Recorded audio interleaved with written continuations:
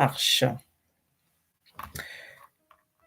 Bon, Mantia, bonsoir. Oui, la semaine s'est très bien passée. Ok, super. Contente de t'avoir parmi nous. On va commencer notre live. C'est à propos de ce soir, je veux parler de la relation toxique. Essayer d'aller un petit peu dans le fond des choses. Qu'est-ce qu'on entend réellement par relation toxique? Parce que des fois, c'est confondu avec que la violence. Et je vais essayer ici d'éclairer un petit peu nos lanternes à propos de cette toxicité-là qu'on retrouve dans les relations. Et puis voilà. Donc c'est toujours dans le cadre du thème, le thème les blessures de l'âme, mais en sous-thème, donc ça va être la relation toxique. Ok.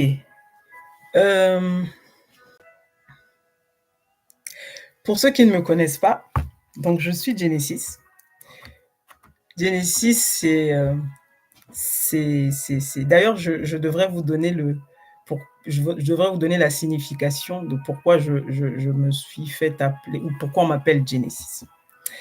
Simplement, quand j'ai eu la révélation donc, du livre que je vais présenter par la suite, le jour où j'ai eu donc cette expérience, pour ceux qui savent, j'ai eu une expérience mystérieuse, mystique, qui a donné naissance donc, au livre que j'ai écrit.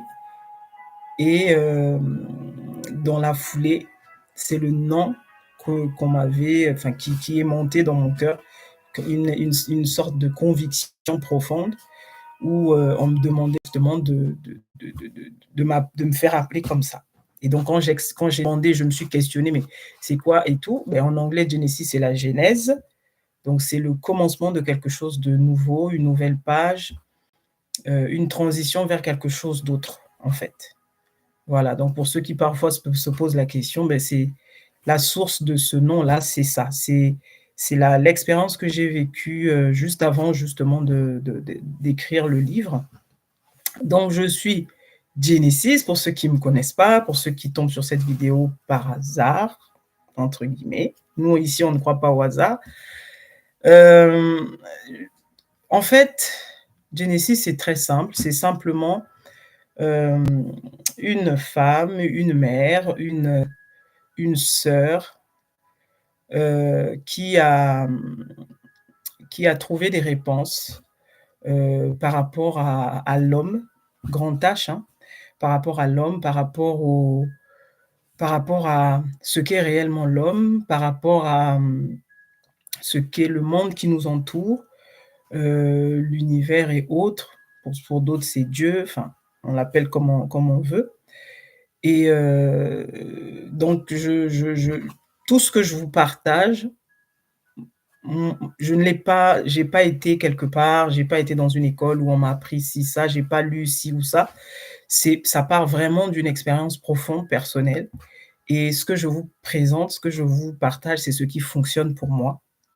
Donc, c'est une connaissance, ce qui est différent du savoir. Le savoir, c'est quand on sait juste, mais on n'applique pas ce qu'on sait. Ça devient connaissance quand le savoir est appliqué. Quand le savoir est en application, c'est ça la connaissance. Sinon, beaucoup savent, mais ne connaissent pas.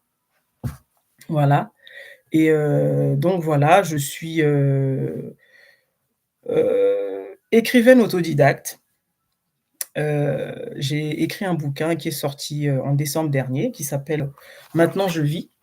Voilà.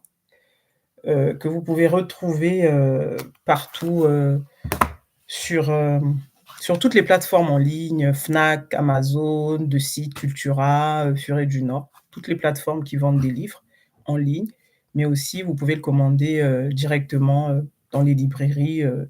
Voilà.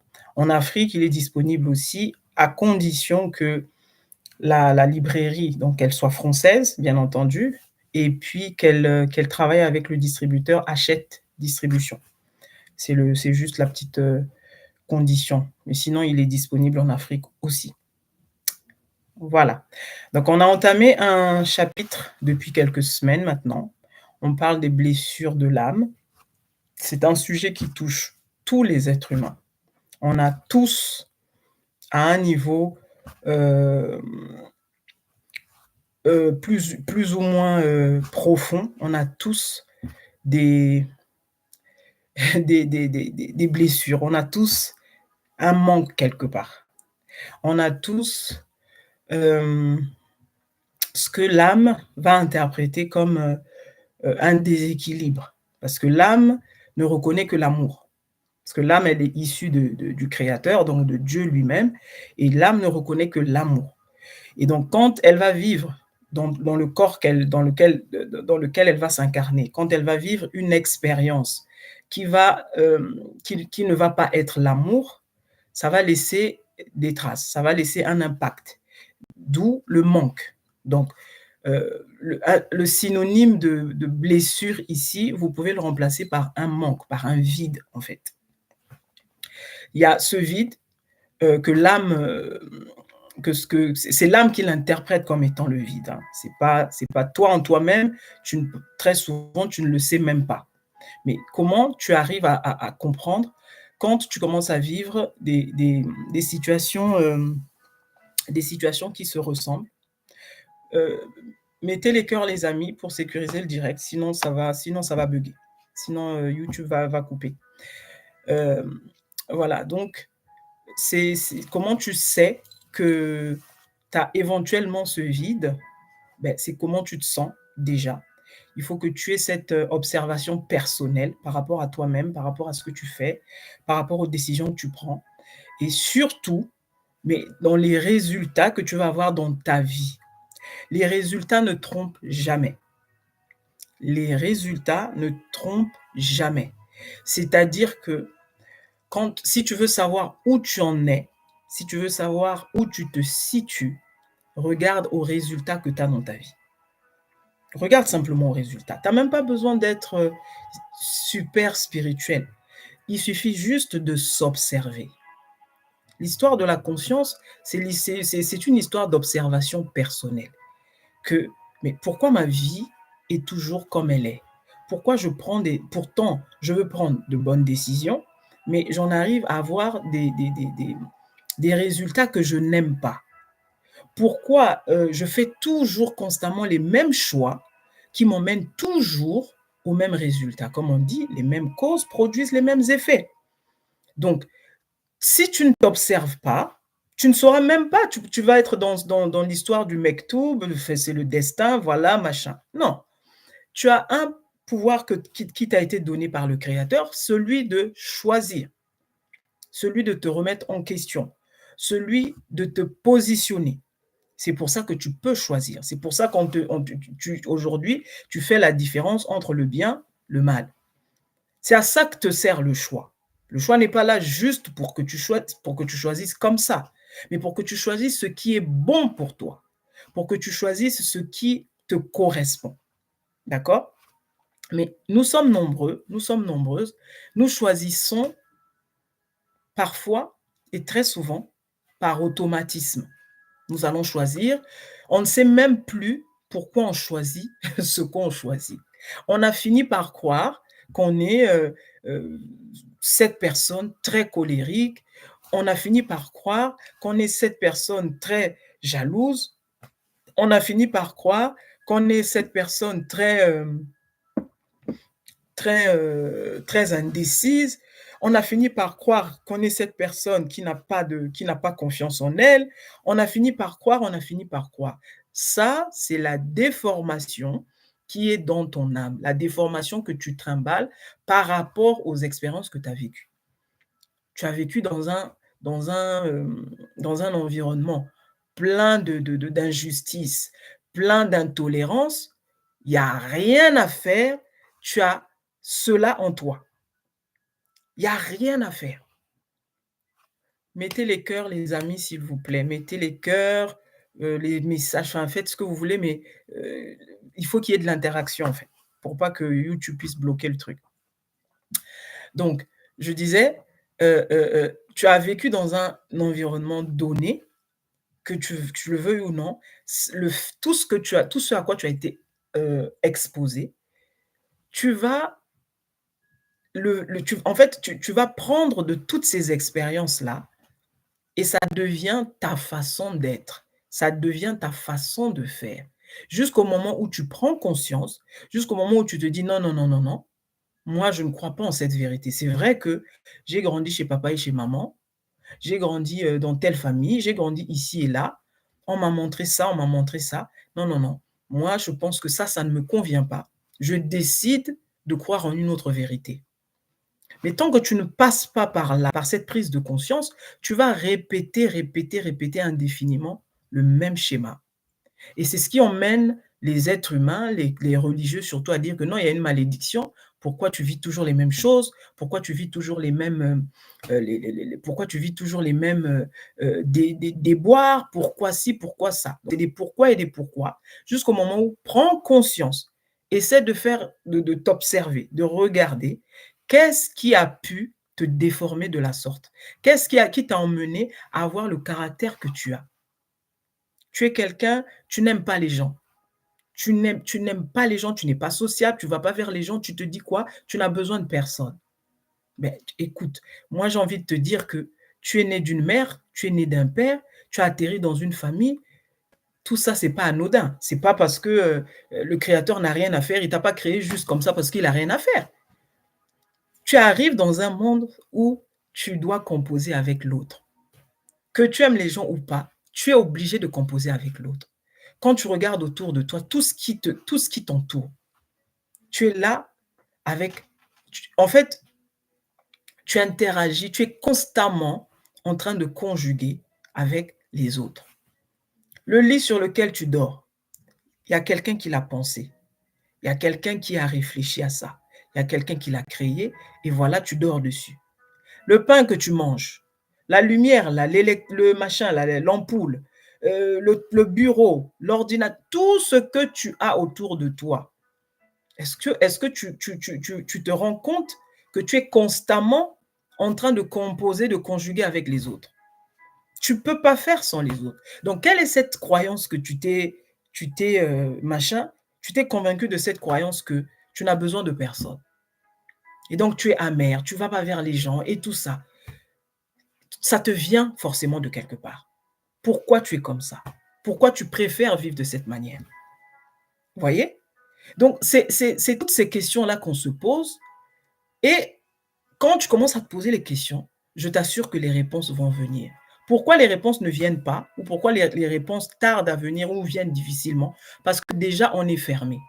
On a beaucoup de croyances, on a des prérequis, on a des idées arrêtées, on a plein de choses et parce qu'on a ça, beh, ça ne peut pas laisser la place à la vérité de ton âme. Il faut que tu sois neutre. Juste pourquoi je suis comme je suis, parce que je commence à avoir des mauvaises relations avec les autres. Je ne suis pas épanoui dans la société. Je ne suis pas bien. Je n'arrive pas à garder une relation de couple. Je sais pas moi, je multiplie les échecs, je multiplie les accidents. Prenez tous les cas de figure que vous voulez. Mais à la fin, c'est la douleur. À la fin, c'est la tristesse. Et là, tu te poses les questions. Pourquoi je vis ça? Pourquoi je suis comme ça? Pourtant, je veux bien faire. Pourtant, j'essaie de bien faire. Pourtant, je prends les bonnes décisions. Mais à la fin, je vis ce que je ne veux pas, en fait. Donc, qu'est-ce qui se passe à ce niveau-là? Vous voyez? Et donc quand tu commences à t'ouvrir comme ça, je t'assure que les réponses, elles viennent. Les réponses, elles viennent. Les réponses, elles viennent. Et on va parler donc de la relation toxique. Dites-moi, s'il vous plaît, pour ceux qui sont là, je ne sais pas, il y a des fois des gens qui sont connectés mais qui n'apparaissent pas ici. Hem, mettez-moi dans le chat là, c'est quoi pour vous une relation toxique? C'est parti. Écrivez-moi, donnez-moi votre définition. C'est quoi pour vous une relation toxique? Dites-moi ce que vous en pensez. C'est quoi une relation toxique pour vous? La définition pour vous d'une relation toxique, ça serait quoi? Donnez-moi votre donnez-moi votre définition dans le chat, s'il vous plaît. Allez, on va faire un peu comme à l'école. Donnez-moi un peu votre, voilà, votre définition. C'est quoi pour vous une relation toxique? Mettez dans le chat qu'est-ce que vous entendez par là, qu'est-ce ça vous ça qu'est-ce que qu'est-ce que ça vous dit en fait? Qu'est-ce que ça implique pour vous une relation toxique? Pompez les cœurs, pompez les cœurs, pompez les cœurs.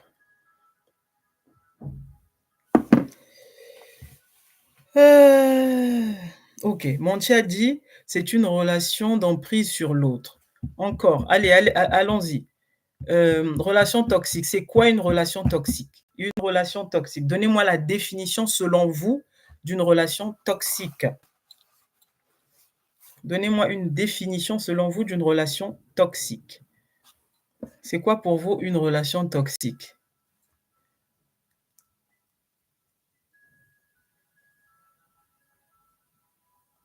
Dites-moi en commentaire, c'est quoi une relation toxique?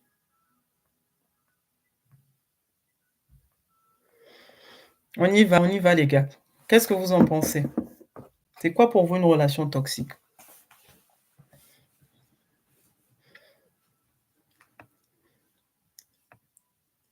Faut mettre les cœurs, sinon YouTube va nous bloquer le direct là.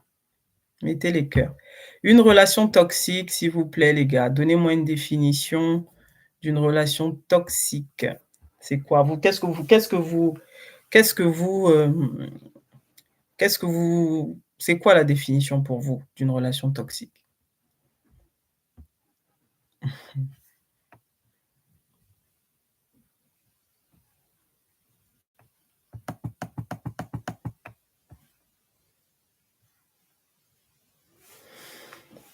Bon, on va y aller parce que c'est long. Je sais pas si c'est la connexion, je sais pas. Je sais pas si c'est la connexion ou si vous je sais pas. La relation toxique, ce serait quoi la relation toxique?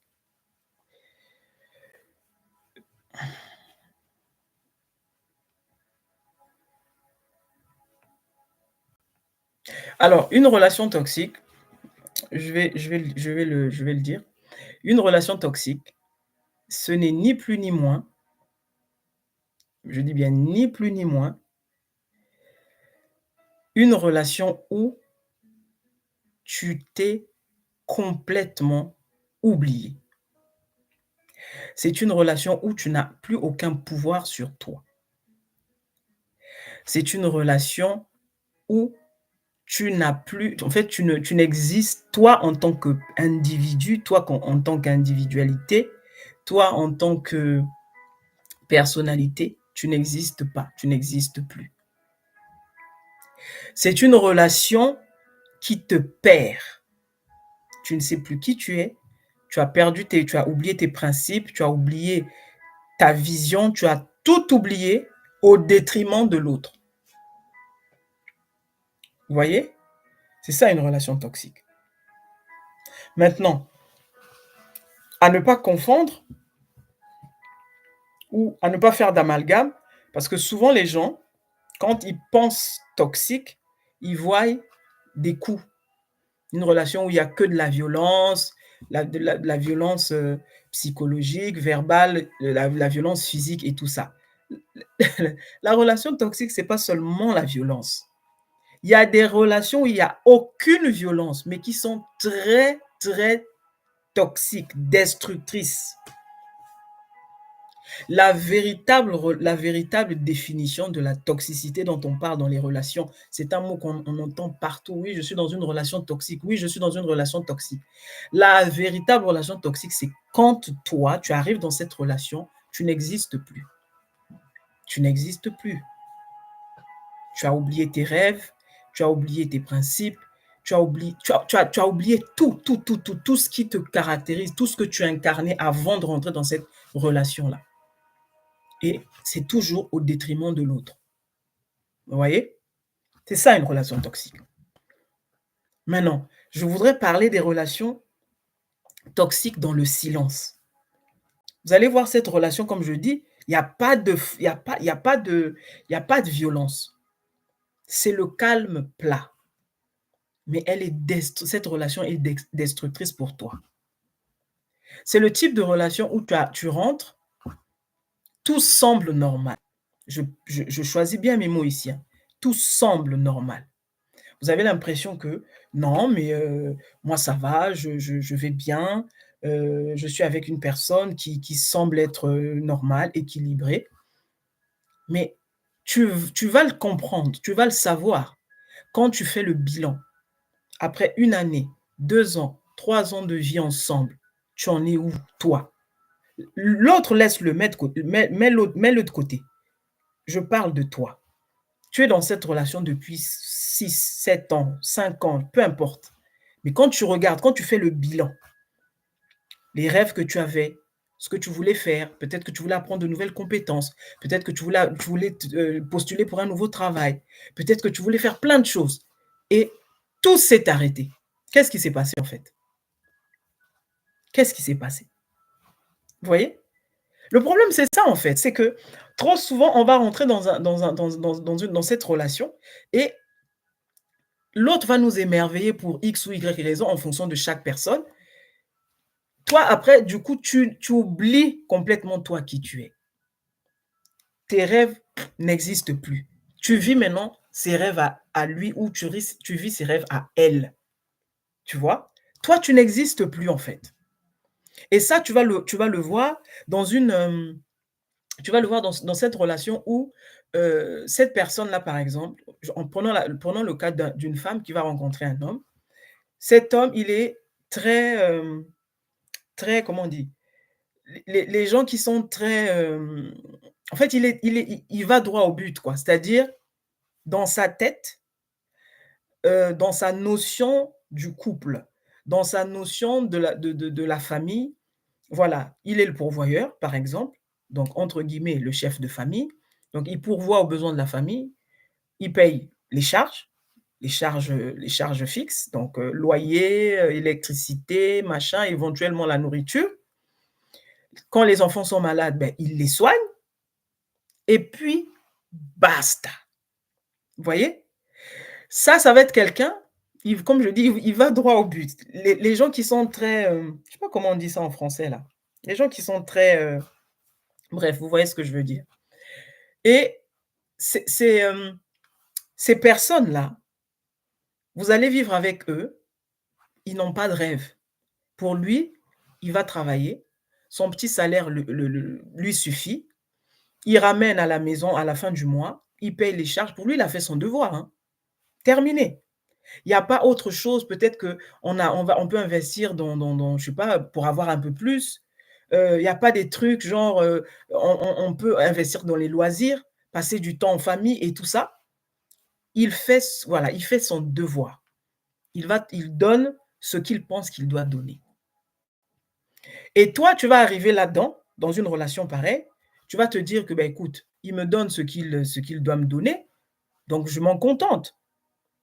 OK, lui, il te donne ce qu'il a à te donner. Mais toi, dans tout ça, en fait, à quel moment tu existes?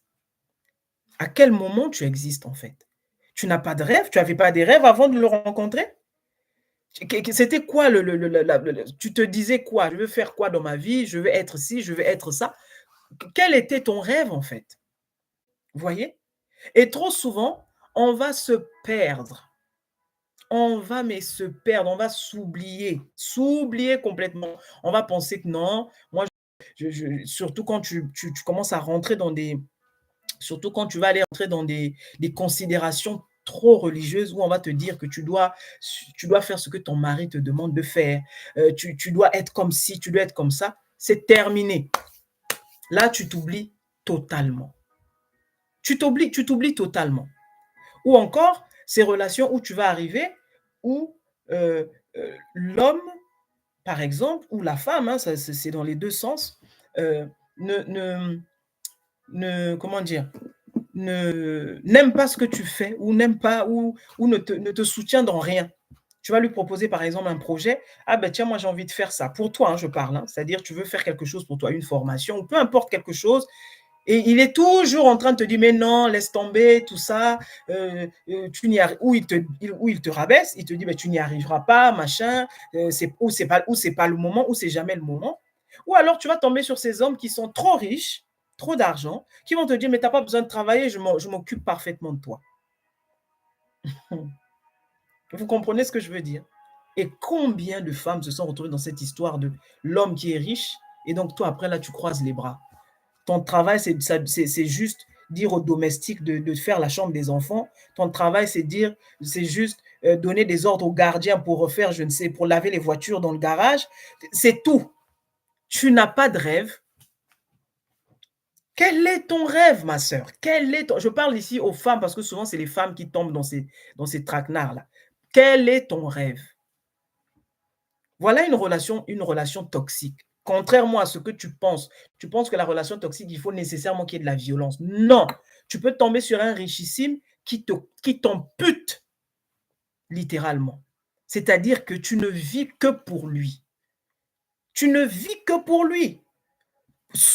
Pourquoi? Parce qu'il estime qu'il a trop d'argent et que, ben, ça part, ça semble partir d'un bon sentiment. Ça semble partir d'un bon sentiment. Mais en fin de course, toi, tu deviens quoi dans tout ça? Moi, c'est la question que je te pose, en fait. Donc, en fin de course, OK, tu tombes sur un richissime qui va te dire, comme on peut le voir très souvent: «Non, non, non, moi, ton argent, j'ai pas besoin». Il y a des hommes, hein, qui sont très, gentlemen, ils vont te dire: «J'ai pas besoin de ton argent, je m'occupe de tout». Très bien. Maintenant, moi, je parle ici de celui qui va te dire: «Tu n'as pas besoin de travailler, tu n'as besoin de rien faire, c'est moi qui prends la paternité de tout ce qui te concerne». Bon, à quel moment, toi, tu vas éclore? À quel moment, toi, s'il y a des talents, parce que je sais qu'il y a des talents dans chaque personne. Il y a des talents dans chaque personne, il y a des dons dans chaque personne. Pourquoi tu laisses de côté ce qui est en toi pour aller simplement épouser cette vision-là qui est propre à lui. Pourquoi on ne pourrait pas, pourquoi les 2 ne pourraient pas fonctionner en fait?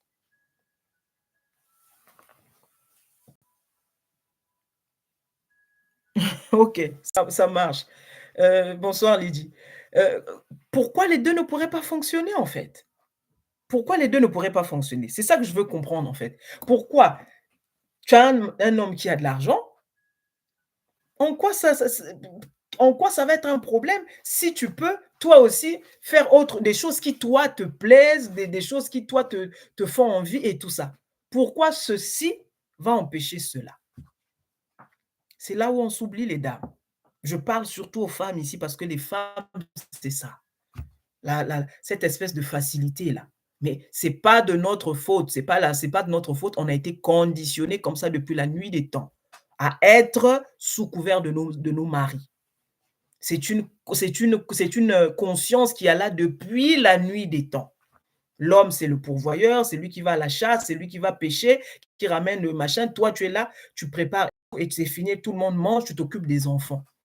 Mais les choses sont tellement en train d'avancer, sont en train d'évoluer, on se rend compte que trop longtemps, on avait mis en sourdine les dons, les talents de la femme. Mais la femme, elle est exceptionnelle quand elle se met dans quelque chose. Il n'y a qu'à voir comment le monde fonctionne. Quand une femme est aux commandes, c'est pas la même chose qu'un homme. Détrompez-vous, hein. Et quand vous commencez à regarder tout ça, c'est là où vous vous rendez compte que de la toxicité de la chose. Quand toi, tu t'oublies, quand toi, tu n'es plus là, quand toi, tu n'existes plus. Voilà la toxicité qui est là. La toxicité, c'est celle-là, en fait.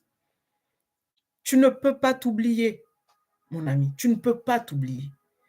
Le créateur t'a créé, tu es une âme. Tu es une âme incarnée, tu es une âme qui est dans un corps. Tu es là pour vivre, tu es là pour expérimenter. Tu as des choses à faire, tu as des choses à voir, tu as des choses à donner et tu n'as pas besoin qu'un homme te dicte quoi que ce soit pour le faire. Tu peux tomber sur cet homme-là qui te veut tellement de bien, qui veut pas que tu travailles beaucoup, c'est très bien, mais en aucun cas tu ne dois t'oublier. En aucun cas tu ne dois t'oublier, en fait. En aucun cas tu ne dois t'oublier et c'est ça qui est terrible dans les relations. Depuis que tu es dans cette relation, la la depuis que tu es dans cette relation, en fait, c'est comme si ta vie s'était arrêtée. euh, En fait, tu as mis un point à ta vie, en fait. Vous voyez? Tu as mis un point à ta vie, tu n'évolues plus, plus rien, plus aucun rêve, plus aucun projet, rien. On est là, on ne sait pas trop, on ne sait pas trop, on ne sait pas trop. Vous voyez? Et à un moment donné, quand tu prends du recul, tu regardes tout ça, tu te dis, mais j'ai, qu'est-ce que j'ai fait pendant 20 ans avec cette personne? Qu'est-ce que j'ai fait pendant 10 ans avec cette personne? Qu'est-ce que j'ai fait pendant 5 ans avec cette personne? Parce que tu fais taire le véritable toi, en fait. Il y a nécessairement un rêve qui sommeille en toi. Il y a nécessairement un rêve qui sommeille en toi. Nécessairement. Parce que c'est ça que tu es venu expérimenter ici. Mais ne laisse pas l'autre vivre son rêve à lui ou à elle au travers de toi. Mais au contraire, soyez complémentaires. Au contraire, soyez complémentaires. Que l'un fasse ce qu'il doit faire, mais que toi aussi tu fasses ce que tu dois faire. Comme j'ai dit, ceci n'empêche pas cela. La relation toxique, ce n'est ni plus ni moins quand tu t'es oublié, quand tu ne sais tu ne sais même plus pourquoi tu as été créé. Tu commences à vivre les desseins de l'autre, tu commences à vivre les rêves de l'autre. À quel moment toi, tu prends soin de toi? À quel moment tu t'écoutes? À quel moment tu fais ce qui bouillonne en toi? Et trop de gens se sont oubliés dans ces histoires de relations. Tu vas tomber sur un homme qui va te faire sortir le grand jeu, qui va te dire ceci, qui va te dire cela, et tu tombes dans ce piège-là. Et après, tu n'existes plus, tu vis grâce à lui. Et c'est ce qu'on entend parfois, après 5 ans, après 10 ans, après 15 ans, après peu importe, le jour où ça casse, le jour où ça ne marche plus, il te dit de toutes les façons, tu n'es rien sans moi. On entend ça, hein? Tu n'es rien sans moi, c'est moi qui t'ai fait. Tu es un produit fait de mes mains. N'est-ce pas?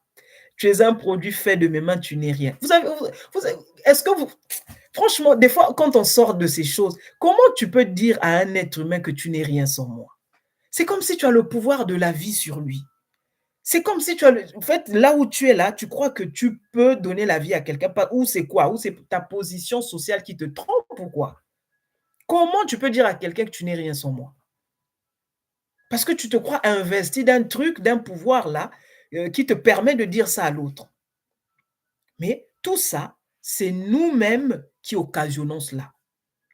Parce qu'un homme qui te connaît là, qui sait comment vous êtes rencontrés, qui sait comment vous êtes arrivés là où vous êtes, qui connaît tes principes, qui sait quel genre de personne tu es, qui sait quelle est ta vision, il va même pas s'hasarder à te raconter des bêtises pareilles.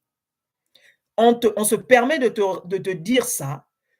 Tu n'es rien sans moi quand on sait que, pour de vrai, tu n'es rien sans moi parce que tu ne proposes rien. C'est ce que je suis en train de vous dire, en fait. Tu ne proposes rien. Tu veux qu'on te donne quelle valeur? Tu ne proposes absolument rien. Donc, de A à Z, tu vas dépendre de cette personne-là. De A à Z. Toi-même, tu ne proposes rien. Ce que tu sais faire, c'est juste donner des ordres. Vous savez, comment on les appelle, les inspecteurs des travaux finis, là. Toujours en train de donner des ordres. Non, mais derrière, il n'a rien fait. Il n'a rien fait pour en arriver là. C'est les autres qui ont bossé pour ce résultat-là. Donc, quelle valeur tu veux qu'on te donne? Comment tu veux que ce mec te regarde? Ou comment tu veux que cette femme te regarde? Quand effectivement, elle ou il sait que tu n'as rien à proposer, tu n'as jamais rien proposé.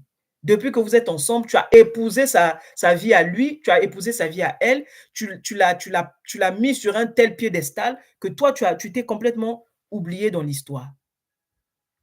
La vie à deux, les amis, c'est deux visions qui convergent. La vie à deux, c'est deux visions qui convergent. Ce n'est pas la vision comme, comme souvent on le voit on nous l'a en tout cas appris dans la religion où tu dois suivre la vision du monsieur. Non, non, non. Je vous ai parlé ici du féminin et du masculin. C'est l'équilibre, la vie à deux. C'est pas unilatéral. C'est l'équilibre, la vie à deux. C'est deux visions qui convergent. Deux visions qui convergent. Donc, comment on appelle ça?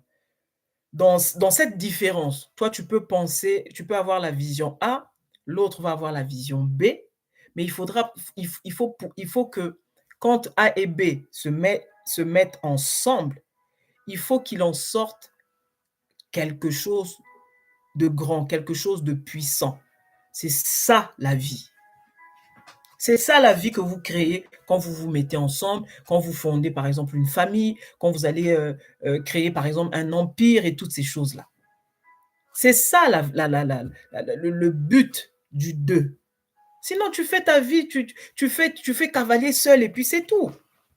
Tu fais cavalier seul, tu avances et puis voilà, tu as ta vision, bon, ben, tu fais tes projets. Mais quand tu as décidé de te mettre avec l'autre, ta vision doit compter.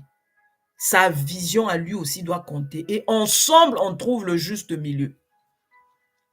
On trouve le juste milieu qui nous permet d'avancer ensemble dans la même direction. Vous voyez? C'est à ça que sert le deux. Sinon, ça n'a aucun intérêt. C'est à ça que sert le deux, les amis. Donc, on voit la relation toxique dans plusieurs cas de figure. Sortez-vous de la tête le fait que cette idée selon laquelle la relation toxique, c'est les coups seulement, la violence, les hommes, par exemple, infidèles ou les femmes infidèles. Non, ce n'est pas seulement ça. Il y a des relations où il n'y a pas de violence. Tout a l'air, je choisis bien mes mots ici, tout a l'air bien, tout a l'air correct, mais on se rend compte qu'on est en train de partir dans la mauvaise direction. On n'est pas où on doit être. Vous voyez? Et très souvent, ce type de relation, c'est quoi? Tu es resté avec une personne pendant longtemps où tu t'étais complètement oublié, tu n'avais plus de rêve, voilà quoi, tu vivais cette relation platonique et le jour où tu te réveilles, où tu veux maintenant faire des choses, où tu te dis non, non, non, non, finalement, je me rends compte que non, non, je mérite quand même d'être bien, je mérite de vivre mes rêves. J'ai toujours voulu faire telle formation, j'ai toujours voulu avoir telle compétence, j'ai toujours voulu faire ci, faire ça. Et là, tu commences à te réveiller. Et parce que tu n'es plus sur la même longueur d'onde, comme on le dit communément, avec l'autre, parce que vous ne vibrez plus pareil, vous ne voyez plus les choses de la même façon, qu'est-ce qui va se passer? Les querelles vont commencer, le divorce va pointer le bout de son nez. C'est ça en fait. Parce que en fait, il y a comme une réalisation, il y a une prise de conscience. Tu te dis, mais attends, ça fait 2 ans que je suis là, ça fait 3 ans, ça fait 5 ans, ça fait... Non, non, non, non, non, non, non, non, non. Moi, j'avais mes rêves. Avant de le rencontrer, lui, j'avais mes rêves. Je voulais faire ci, je voulais faire ça, j'avais plein de choses, je voulais monter une association, je voulais être là, je voulais faire le tour du monde, je voulais voyager. Mais depuis que je suis avec lui, on ne voyage jamais. Lui, il n'aime pas les voyages. Il m'a dit qu'il ne voyagera jamais avec moi. Vous voyez? Et tu as décidé de rester comme ça parce que tu te dis non, mais comme il ne l'aime pas, mais ce n'est pas grave, on va rester là. Et parce que tu es dans ça, parce que tu es dans ça, tu es dans ça, à un moment donné, paf, il y a cette révélation, il y a cette prise de conscience. Tu dis non, non, non, moi c'est bon là. Là, j'ai l'impression que je suffoque. Là, j'ai l'impression que ça, ce n'est pas moi. Ça, ce n'est pas moi. Je ne veux pas vivre comme ça. Qu'est-ce qui va se passer? Tu vas commencer à ce que lui va interpréter ou ce que l'autre va interpréter comme de la rébellion. Ouais, tu as changé. Mais oui, effectivement, j'ai changé. Pourquoi? Je ne suis plus la même personne que tu as rencontrée il y a 6 mois, il y a 2 mois. Pourquoi? Parce qu'il y a eu cette prise de conscience-là. C'est comme quelque chose que j'ai vécu où on m'a dit hey, réveille-toi. Qu'est-ce que tu fais? Pourquoi tu fais ça en fait? Vous voyez? Il y a cette prise de conscience et que lui, parce que vous n'êtes plus sur la même longueur d'onde, il ne va pas te comprendre. Et c'est là où les problèmes commencent. Et il va peut-être le mettre sur le compte de tes parents. Ah, peut-être que ce sont tes parents qui sont en train de te donner des mauvais conseils. Ah, peut-être que c'est les amis avec lesquels tu sors en ce moment qui sont en train de te monter la tête. Non. Cette prise de conscience, elle vient toujours de l'intérieur. Même si ce sont les autres qui te donnent les conseils, tu restes toujours celui qui décide à la fin. Même si c'est l'autre qui te donne le conseil, l'autre n'est jamais responsable des décisions que tu prends, puisqu'à la fin, c'est toi qui vas décider ce que tu vas faire ou pas. Voyez? Donc, faites attention avec ça. Il y a des relations qui sont très toxiques dans le silence. J'insiste là-dessus parce que très souvent on se perd avec ça, cette notion-là. Non, tout va bien du moment que je mange, du moment que les enfants ne manquent de rien, du moment que ben, la maison est payée, basta. Come on. Tu n'es pas. Attends, c'est tout ce que tu es venu faire sur Terre, sincèrement. Payer un loyer, voir tes enfants aller à l'école et puis, je ne sais pas moi, payer tes charges. Tu es sûr qu'il n'y a que ça que tu peux proposer ici-bas sur Terre. Mais non. Tu as nécessairement un rêve en toi. Peu importe ce que c'est, mais il y a nécessairement quelque chose en toi que le Créateur a déposé en toi que tu vas vivre, que tu dois vivre. Alors, c'est quoi? Bonjour, c'est quoi? Potentiel Mavo. Bonsoir. Donc, du coup, euh, il faut comprendre ça. Tu arrives dans cette relation. Un autre cas de figure ici, on va parler de cette relation où, depuis que tu es avec cette personne ne parle plus à sa famille. Cette personne n'a plus de relation avec ses enfants s'il en a eu avant toi, avec une autre femme ou avec un autre homme. Cette personne ne voit plus ses amis. Il y a quoi? Avant toi, cette personne avait une vie. Avant toi, cette personne avait une vie. Non, mais soyons réalistes. Et ça, une fois de plus, les femmes, très souvent, sont la cause de ces choses-là. Très souvent. Dès que l'homme est rentré dans ta vie, il ne parle plus à sa mère, il ne parle plus à ses parents, ou on le voit de moins en moins, ou c'est très rare. Attends, qu'est-ce que tu es allé apporter à cet homme? Pourquoi tu es dans sa vie en fait? Quel est ton rôle aux côtés de cet homme? Ça revient à la question qu'on doit se poser en début de chaque relation. Qu'est-ce que moi je suis venu apporter dans cette relation? Qu'est-ce que je suis prête à mettre sur la table pour que cette relation fonctionne? Tu arrives dans cette relation, cet homme euh, n'est pas en bon terme avec sa mère pour des raisons qui leur sont propres. Tu arrives, ok, tu n'étais pas là avant qu'il y ait tous ces problèmes-là. Donc, tu es venu les trouver. Mais qu'est-ce que tu apportes pour que cette relation s'arrange? Est-ce que tu crois que c'est sain, c'est normal? Tu es en train de parler de quelqu'un tu es en train de parler d'être conscient.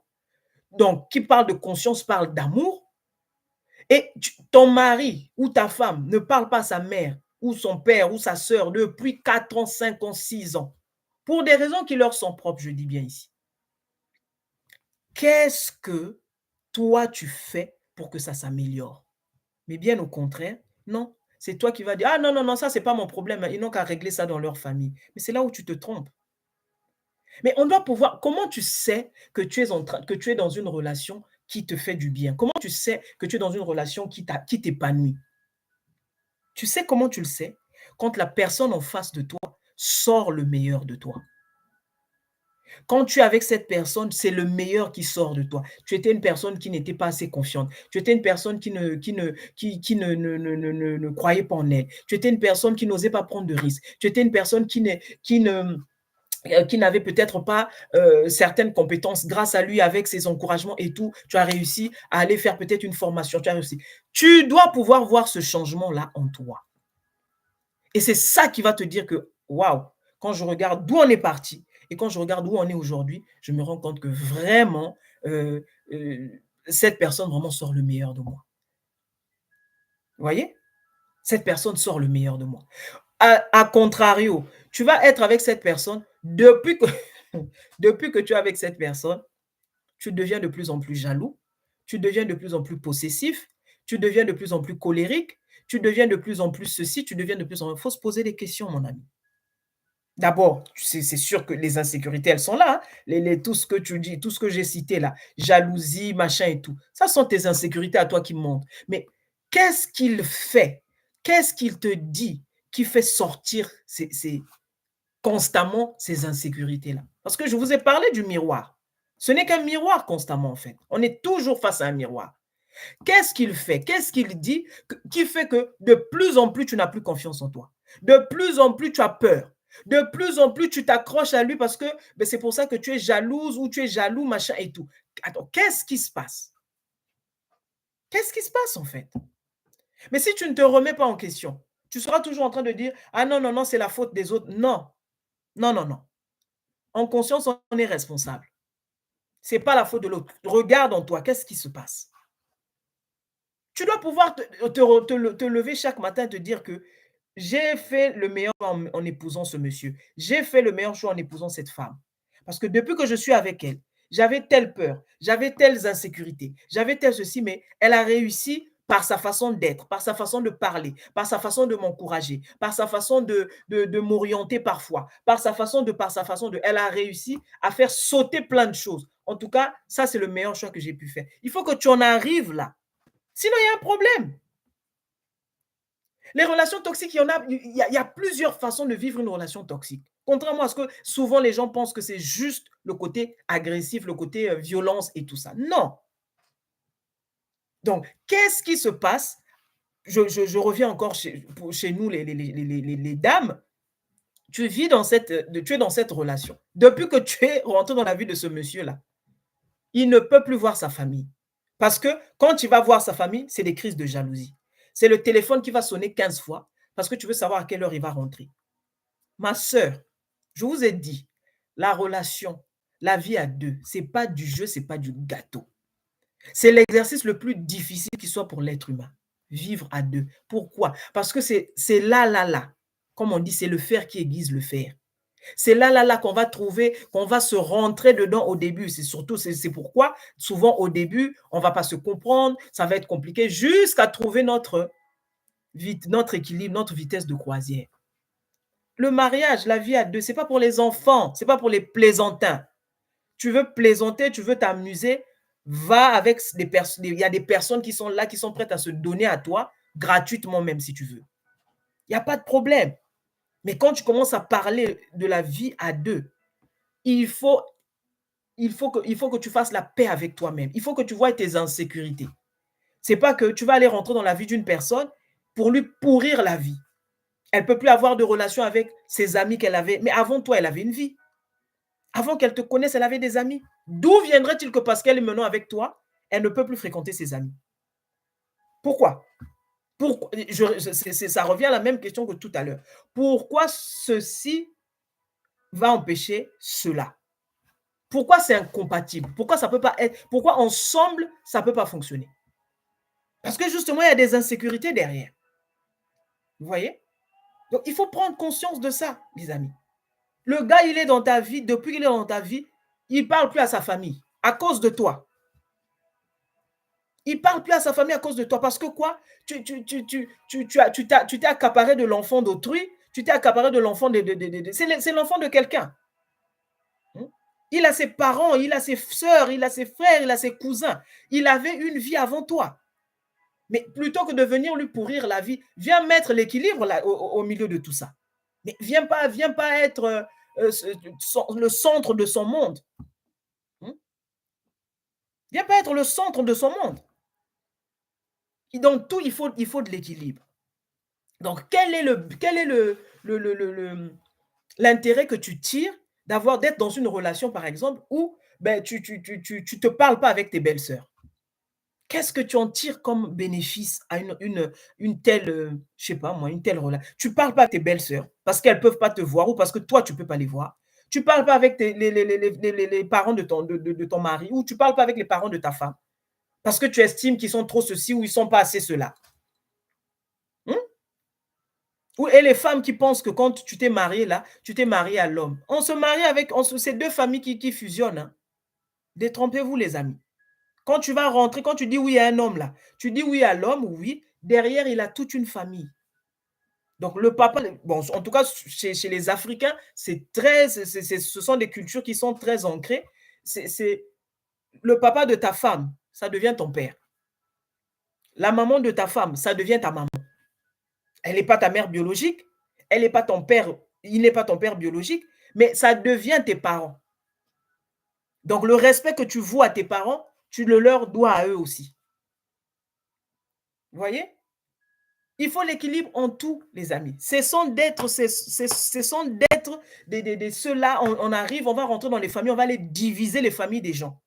Parce que toi, tu penses que tu as eu ton homme, non, maintenant il t'appartient. Il avait une vie avant toi. Il y a des gens qui ont compté sur lui. Il y a des gens qui l'ont mis à l'école. Il y a des gens qui lui ont donné la stature qu'il a aujourd'hui. Il y a des gens qui l'ont emmené jusque là où il est arrivé aujourd'hui. Toi, tu es qui pour venir séparer les gens? Que chacun soit à sa place. Hein? Chacun doit être à sa place. Chacun doit rester à sa place. La femme, les enfants, les cousins, les tontons, les machins et tout ça là. Mais n'essayez pas d'aller faire des entourloupes parce que derrière, il y a une insécurité de la blessure de l'abandon. Tu as tellement peur d'être abandonné que tu es obligé de diviser pour mieux régner. Parce que derrière ça là, c'est une blessure de l'abandon. Tellement tu as peur, donc tu crées des scénarios pour que toi, tu sois toujours mise en avant, pour que c'est toi qui, donc tu as pris son cœur, tu as pris sa vie, tu as pris son argent, tu as pris tout, et voilà, la famille n'a que ses yeux pour pleurer. Mais attends, et comment tu peux vivre dans un climat pareil et penser que tu es bien? Comment? Comment en fait? Tu ne fais aucun effort, aucun effort. Hmm? Donc, quand tu es en train d'évoluer en conscience, tu vas comprendre toutes ces choses-là. Tu vas comprendre toutes ces choses-là. Il faut trouver l'équilibre partout.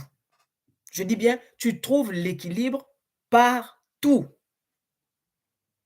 Quel est je répète ici, quel est le bénéfice que tu vas tirer du fait de voir ton mari, le fait de voir ta femme qui ne se parle pas avec ses frères et sœurs?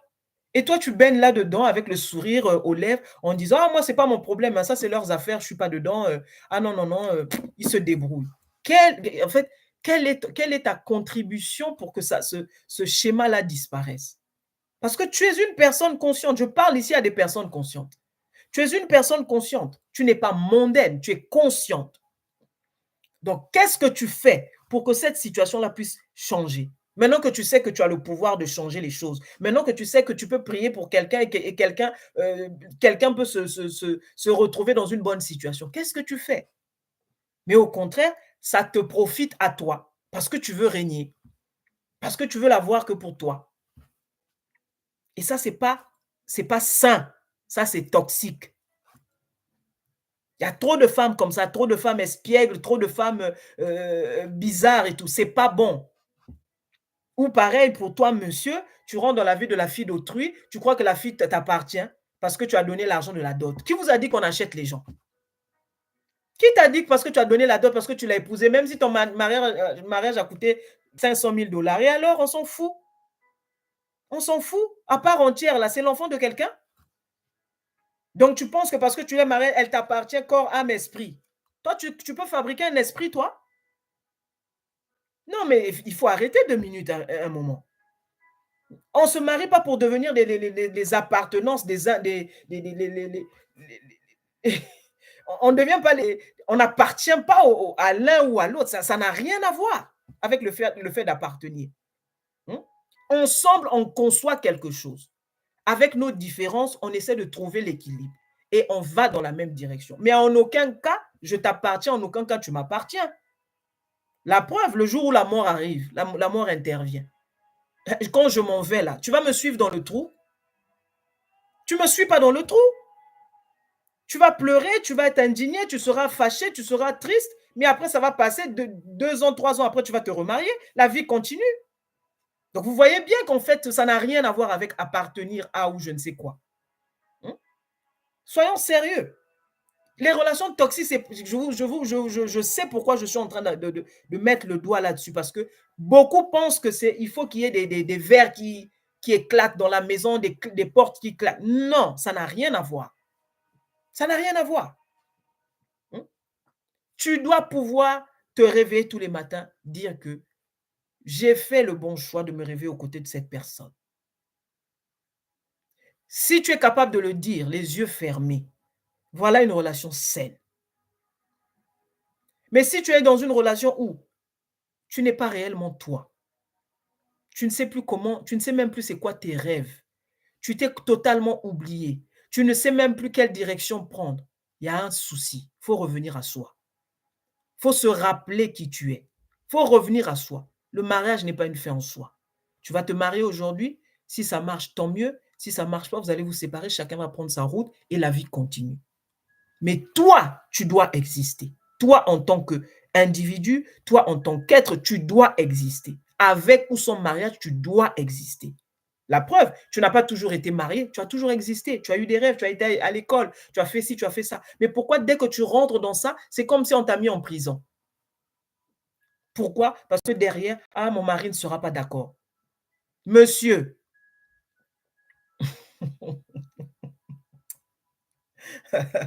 monsieur, le, le, le, l'un l'un des, l'un des devoirs que tu vas avoir, l'un des devoirs que tu as, une fois que tu te mets avec ta femme, une fois que tu te mets avec cette nana, l'un des devoirs que tu vas avoir, c'est aussi celui de la soutenir, peu importe ce qu'elle fait. Peu importe ce qu'elle fait, elle veut se lancer dans quelque chose. Tu peux ou ne pas être d'accord. Si tu n'es pas d'accord, trouve les mots, trouve le machin, trouve comment présenter la chose, essaie de lui expliquer. Si elle est convaincue de son idée, soutiens-la simplement. Soutiens-la. Pareil pour madame. Parmi tes devoirs, il y a celui de soutenir ton mari. Mais si tu es une femme toxique, tout ce qu'il propose, c'est jamais bien.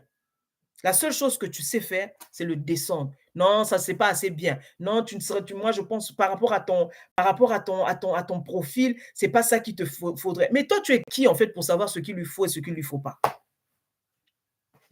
Soutiens-le seulement. Il peut te surprendre. Il peut ne pas être le profil selon toi et aller te surprendre dans cette chose-là. Tu ne connais pas le parcours que son âme est venue faire ici sur Terre. Soutiens-le seulement. Ah, moi, je veux faire de la plomberie. Même si tu trouves pas tu ne comprends pas trop pourquoi, soutiens-le seulement. C'est tout ce que tu as à faire. Mais quand tu commences, non, c'est pas assez ceci. Et puis si tu fais ce travail-là, ça va pas nous rapporter beaucoup d'argent. Là, ce sont tes insécurités à toi qui sont en train de parler. Ça va pas nous rapporter beaucoup d'argent, c'est-à-dire que machin. Vous savez, le genre de femme qui ne pense qu'à l'argent. Pour elle, c'est l'argent avant tout. Mais comment tu vas tenir un mariage quand tu penses que c'est l'argent avant tout? Comment? Soutiens ton mari, soutiens ta femme. Même si ce qu'il fait ne semble pas te convaincre. Il peut te surprendre, elle peut te surprendre. Surtout quand ça bouillonne en la personne, surtout quand la personne est déterminée. La personne te dit, moi vraiment ça, c'est ça que j'ai envie de faire. Soutiens-le simplement. Ne cherche pas le pourquoi du comment. La personne peut te surprendre. Tu ne sais même pas pourquoi ce désir-là est en elle ou est en lui. Mais on va tomber sur des gens qui vont commencer à te rabaisser, surtout quand tu es dans vraiment la toxicité à fond là, où tu es toujours rejeté par ton compagnon ou par ta partenaire. Non, mais toi, de toutes les façons, tu n'y arriveras jamais, laisse tomber, c'est du temps perdu, tu vas aller jeter de l'argent pour rien, toi, tu ne peux rien faire dans ta vie et tout ça. Pourquoi tu ne peux pas voir le bon dans les choses? Pourquoi tu ne peux pas voir le bien dans les choses? Parce que tu es blessé. Tu es constamment en train de voir ce qui pourrait mal tourner. Tu es constamment en train de voir ce qui pourrait arriver de néfaste. Parce que tu es conditionné comme ça. Il faut aller faire la paix avec ton histoire. C'est pour ça que je vous parle des blessures ici. On est tous blessés à un niveau ou à un autre. Mais il faut faire la paix avec le passé. Parce que effectivement, tu as été configuré de cette manière. Vous savez, il y a des gens, ils ne savent pas complimenter les autres. Pour lui, le fait de te complimenter, c'est comme de te donner la grosse tête. C'est comme te donner ce que tu ne mérites pas, en fait. Donc, il ne te dira jamais bravo. Même quand tu as bien fait, même quand les autres sont en train de te dire bravo, lui, à la limite, il va dire, mais Qu'est-ce qu'ils trouvent de spectaculaire? Pourquoi ils sont en train de t'applaudir de cette manière? Vous voyez? Et ça, c'est très toxique. Le genre d'homme toujours en train de rabaisser, toujours en train ah, quel que soit ce que tu fais, il trouve toujours à redire. Le repas là, c'est bien, mais fallait qu'il y ait plus de sel. La robe que tu as portée, bon, ça te va bien, mais la couleur aurait dû être. Vous voyez? Il y a toujours un mais derrière. Ça, c'est les gens qui sont dans le rejet. Ça, c'est les personnes qui sont dans la blessure du rejet. Ils ne peuvent rien voir de bien. Il y a toujours anguille sous roche. Il y a toujours quelque chose qui ne colle pas. Il y a toujours quelque chose qui n'est pas net. Donc, quand tu es dans une relation pareille, ma chérie, il faut te réveiller. Quand tu es dans une relation pareille, mon gars, il faut te réveiller. Parce que qu'est-ce que tu peux faire avec une telle personne à côté de toi? Quel que soit ce que tu vas faire, il va toujours te multiplier par 0. Et j'attire l'attention des parents ici. Nous tous, nous sommes parents. En tout cas, pour la plupart ici. Quand un enfant a fait quelque chose de bien, peu importe la notation qu'on lui a donnée. Il y a une annotation là, voilà, peut mieux faire ou je ne sais quoi, machin. Arrêtez de casser vos enfants. Vous êtes en train de briser leur estime. Quand un enfant a bien fait, bravo mon fils, bravo ma fille, tu as bien fait, je suis fier de toi. Quand il a mal fait, ne le brise pas non plus. Comprends que l'enfant a peut-être des difficultés. On ne te demande pas de l'applaudir, mais ne le brise pas. Trouve la formule de l'encourager, de lui dire simplement, c'est pas grave, tu feras mieux la prochaine fois. Je sais que tu peux y arriver. Je sais que tu es intelligent. Je sais que tu es intelligente. Parce que, comme je vous dis, les blessures là commencent dès le bas âge. Il y a trop de parents, en fonction de ce que nous-mêmes on a reçu de nos parents, on est trop rigide. Le bulletin de l'enfant va arriver, l'enfant te fait du 14, 15, 16 de moyenne, tu vas trouver à redire là-dessus. 15, c'est bien, mais tu aurais pu avoir 18. Qu'est-ce que c'est que ça? Pourquoi tu ne peux pas juste dire à l'enfant bravo? Toi, tu avais 15 de moyenne quand toi, tu étais à l'école. Non, mais franchement, pourquoi tu ne peux pas juste dire bravo à ton enfant? Dis bravo, terminé. Mais il y a toujours cette notion de rejet. Non, tu as eu 16, mais tu aurais pu avoir 18. Comme si lui qui te dit ça, il avait les 18 quand lui, il était petit. Vous voyez, ça part d'une blessure, ça. Un parent qui se comporte comme ça, c'est pas le hasard, les amis. Il y a quelque chose en lui. Il a vécu dans son passé. C'est comme ça qu'on l'a traité. Donc, à nouveau, lui, il traite son enfant et les enfants des autres pareil. Donc, c'est les gens là qui sont toujours en train de chercher la perfection. Les choses ne sont jamais machin. C'est toujours trouver la perfection quelque part. Non, non, non, c'est pas assez bien. Il fallait que ce soit comme ci, il fallait que ce soit comme ça. Non! Vous voyez la fameuse toxicité? Il y a plusieurs cas de figure de toxicité. Ce n'est pas seulement les coups. On peut être très toxique, mais dans le calme. Et c'est ça qui est plus dévastateur. C'est ça qui est plus dévastateur. C'est au calme, on a l'impression que tout va bien, on a l'impression qu'il n'y a rien à redire, tout est OK, mais dans le fond, les gens sont en train de mourir à petit feu. Les gens sont en train de mourir à petit feu. Donc c'est ça là c'est ce que je veux qu'on puisse intégrer. En tout cas, que je nous recommande d'intégrer en fait. La toxicité dans une relation, surtout quand elle est silencieuse, elle bouffe à petit feu. Et c'est les gens, des fois, ils ont fait 20 ans de mariage, 15 ans, je ne sais pas combien d'années. Et un matin, vous vous réveillez, vous êtes au tribunal. Et là, c'est la consternation. Tout le monde se dit, mais ces gens-là, pourtant, on les trouvait calmes, pourtant, on les trouvait bien, pourtant, on les trouvait sans histoire. Mais qu'est-ce qui peut faire qu'aujourd'hui, ils veulent se séparer? Parce qu'il y avait des choses sous-jacentes qui se passaient. Il y avait un poison qui est en train de les ranger petit à petit. Ils ne s'en sont même pas rendus compte. Et c'est 20 ans après que la cocotte, elle explose en fait.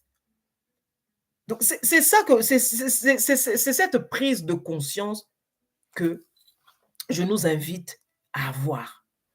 C'est cette prise de conscience que je nous invite à avoir. Je vous assure, les amis, quand vous commencez à comprendre comment ce monde fonctionne, comment l'homme en lui-même fonctionne, La vie devient pour toi plus facile. La vie devient pour toi plus facile, elle devient plus simple parce que tu comprends les mécanismes derrière les choses. Tu comprends les mécanismes derrière quand tu vois quelqu'un en train d'agir d'une certaine façon, tu crois qu'il est comme ça. Il n'est pas comme ça, il n'est pas né comme ça. C'est une déformation. C'est une déformation. Il y a eu des événements qu'il a subis qui l'ont déformé comme ça. Maintenant, il faut aller chercher, mais pourquoi je suis comme ça? Les gens qui ont toujours, par exemple, besoin d'attirer l'attention de leur mari. Il y a des personnes qui sont arrivées jusqu'à aller commettre l'irréparable, juste pour avoir l'approbation de son conjoint, juste pour avoir l'approbation de sa partenaire. Vous n'avez pas idée des dégâts, des blessures là. Vous n'avez pas idée, les amis. Vous n'avez pas idée qu'une femme qui est tellement accrochée, quand vous entendez les femmes qui font des enfants dans le dos des hommes, mais c'est ça. Il y a une telle insécurité en elle. Elle se dit que moi, j'ai trouvé ma perle rare, j'ai trouvé mon homme, moi, c'est lui. Surtout quand il y a du fric derrière. J'ai trouvé mon homme, c'est lui. Je ne veux pas un autre, c'est lui. Et je suis prête à tout pour me le garder. Prête à tout là, elle est capable de t'empoisonner. Parce que derrière, il y a cette peur de perdre cette personne. Il y a cette peur d'être abandonnée. Mais cet abandon, elle l'a vécu dans l'enfance. Mais elle n'en a pas conscience.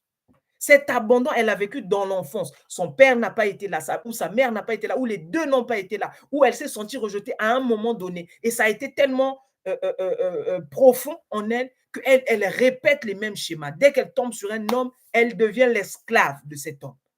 Dès qu'elle tombe sur cette fille, tu deviens l'esclave des femmes. Il y a des hommes qui sont esclaves des femmes. Et c'est triste. Je vous assure, quand tu es toi, femme, tu es dans une relation, souvent tu vas penser que c'est l'homme qui est le bourreau, machin. Mais quand tu vois ton frère, tu as un frère, toi tu es une femme, donc tu as un frère et qui est dans une relation et qu'on est en train de le malmener, qu'on est en train de le manipuler, je vous assure que ça fait mal au cœur. Ça fait mal au cœur de voir, tu as un frère qui est là, qui est dans une relation instable, qui est dans une relation ça fait mal au cœur. Je vous assure. Ça fait mal au cœur. Parce que même lui-même là ne sait pas. Il va te dire non, c'est parce que je l'aime trop. C'est ça qu'il va expliquer. Il va l'expliquer comme ça parce qu'il n'a jamais pris conscience des choses. Il va se dire que l'amour, c'est ça. Mais l'amour, c'est pas là où on te trompe. L'amour, c'est pas là où on te trahit. L'amour, c'est pas là où on te fait tout et n'importe quoi. L'amour, c'est pas là où tu deviens le paillasson de l'autre. Quand je dis c'est pas ça. Ça ne peut pas être ça, l'amour. Comment tu peux aimer quelqu'un et aller la tromper? Tu appelles ça de l'amour, toi? Comment tu peux aimer quelqu'un et aller tromper cette personne? Comment tu peux aimer quelqu'un et aller trahir cette personne? Comment tu peux aimer quelqu'un et aller faire toutes ces choses-là? Donc, il y a nécessairement ici quelque chose que tu n'as pas saisi encore. Tu as une définition de l'amour qui n'est pas authentique. C'est pas ça l'amour. C'est pas ça l'amour. Tu peux pas aimer une personne et puis comploter contre elle, comploter derrière son dos des choses, machin. Comment? Comment tu expliques ça? Non, je vous assure. Les relations toxiques, il y en a beaucoup plus qu'on ne le croit. Il y en a beaucoup plus qu'on ne le croit. Tu es dans une relation, l'autre doit t'accepter comme tu es. Si et seulement si c'est toi-même qui as dit oui en rentrant dans cette relation, tu deviens responsable. On avait déjà fait un live dans ce sens-là. Une fois que tu dis oui à l'autre, vous devenez tous les deux responsables parce qu'on ne t'a pas mis la corde au cou pour que tu l'acceptes comme ton amant, ton ami, ton copain et tout ça. Donc, c'est une décision que tu prends corps, âme et esprit. Tu sais pourquoi tu rentres dans cette relation. Donc, quand les choses vont commencer à se manifester, plutôt que de fuir, affronte les choses. Parce que c'est toi-même qui a cherché ça. Affronte ce que tu es en train de créer. Affronte-le. Mais c'est trop facile. Ah non, non, non, je me suis trompée. Je pensais que tu étais une fille comme si. Non, non, non, je me rends compte que. Ah non, non, non. Tu te rends compte que quoi? Tu te rends compte que quoi? Non, sérieux. Soyons responsables. Hein?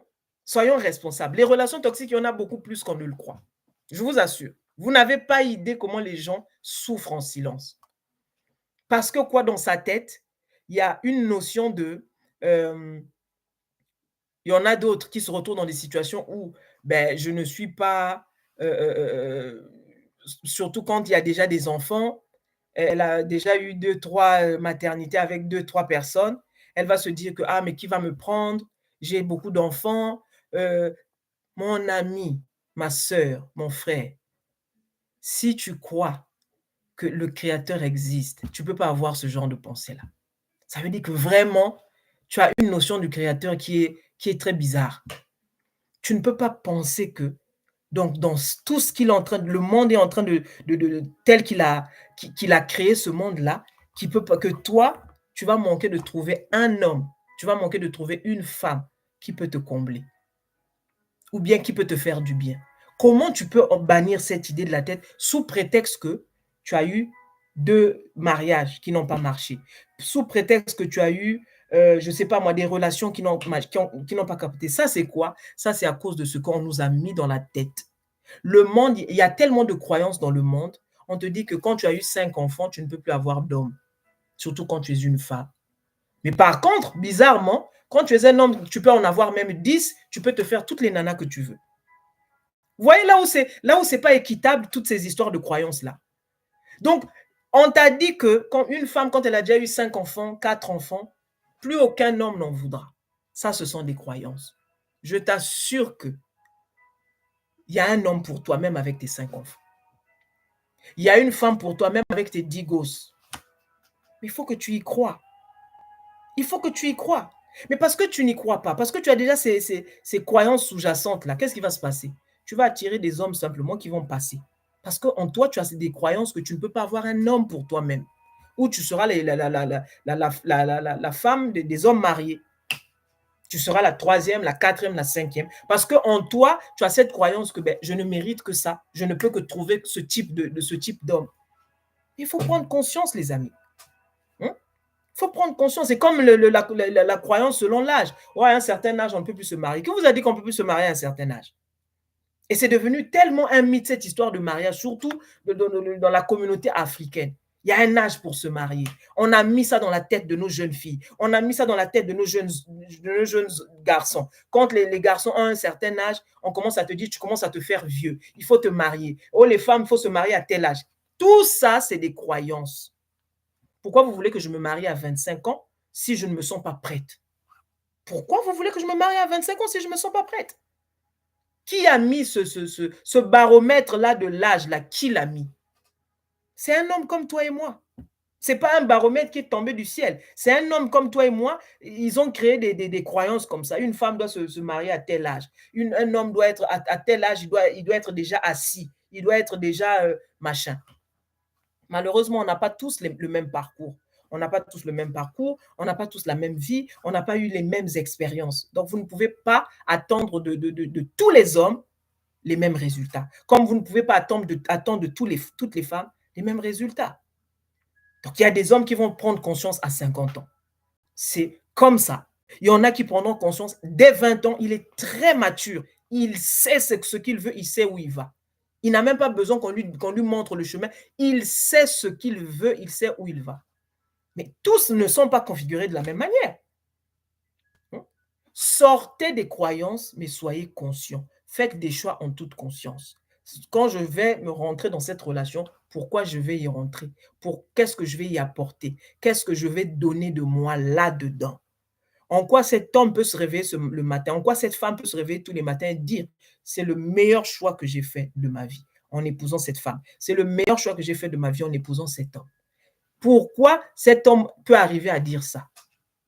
Tout partira simplement de toi-même, de la relation que tu as d'abord avec toi-même. C'est pour ça que je vous dis que quand tu vas rentrer dans une relation, il faut travailler travailler sur tout ce que tu as vécu sur ton passé. Là où tu vas aller rentrer là, c'est pas à elle de payer les pots cassés de tout ce que tu as manqué ou de tout ce que tu as loupé avant. Vous voyez? Donc, c'est toutes ces choses-là qu'il faut comprendre pour avoir une vie à deux, stable équilibré. Sinon, c'est hyper compliqué, les amis. Sinon, c'est hyper compliqué. Mais vraiment, les, soyez observateurs de vous-même. Regardez en fait, regardez-vous, observez-vous, hem et cessez de vous oublier, en fait. Cessez de vous oublier. Vous avez des talents, vous avez des dons, vous avez des choses que le Créateur a mis en vous. Vous avez des choses à apporter au monde. C'est-à-dire le monde là attend que vous puissiez vous manifester. Le monde attend quelque chose de vous. Le monde attend quelque chose de vous. Mais c'est ça que vous devez comprendre, que vous avez du prix aux yeux du Créateur, que vous avez votre place sur terre, sinon vous ne serez pas là. Vous avez des choses à faire, vous avez des choses à apporter. Hein? Vous avez des choses à faire. Peu importe, chacun va avoir son talent, chacun va avoir un don, chacun va avoir quelque chose à donner. Mais vous avez des choses à donner, quel que soit le domaine. Arrêtez de vous diminuer comme ça. Et arrêtez de croire que parce que tu rentres dans un mariage, terminé, tu ne vis plus. On a l'impression qu'on t'a créé pour le rôle de maman. On a l'impression qu'on t'a créé pour le rôle de papa. Mais qui t'a dit que c'est ça la vie? Le fait d'être papa ou le fait d'être maman. Ça fait partie des nombreux rôles que tu as joués. Tu as plusieurs rôles que tu joues ici. Tu as le rôle de l'enfant, tu as le rôle du père, tu as le rôle de la mère, tu as le rôle comment on appelle ça, de l'employé de l'entreprise dans laquelle tu travailles. Tu as le rôle du chef d'entreprise. Tu as le rôle, tout ça, ce sont des rôles. Mais à un moment donné, il y a des gens, non. Tu as l'impression qu'on l'a créé juste pour être maman. Vous voyez, faire des enfants et puis basta. Non. Tu as nécessairement quelque chose à donner. Prends conscience de toi. Essaie de te regarder. Observe-toi. Qu'est-ce que tu fais bien les yeux fermés? C'est-à-dire, si là, on te dit, OK, qu'est-ce que tu aimes faire, mais tu le fais avec joie. Tu ne vois pas l'heure passer. Tu ne vois pas le temps passer. Tu le fais avec joie et tu donnes avec joie. Il faut explorer cette possibilité-là. Des fois, on cherche loin, alors que c'est là avec nous chaque jour. C'est des choses que tu fais tous les jours. C'est des choses que tu fais tous les jours. Maintenant, c'est à toi d'aller creuser parce que tout le monde ne sera pas chef d'entreprise. Tout le monde ne sera pas femme d'affaires. Tout le monde ne sera pas ministre. Tout le monde ne sera pas président de la République. Chaque personne a quelque chose à apporter dans le monde. Il faut que tu en sois conscient.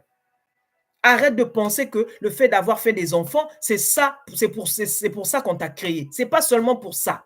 C'est parmi les rôles, ce rôle-là existe parmi tous les autres rôles que tu as joué.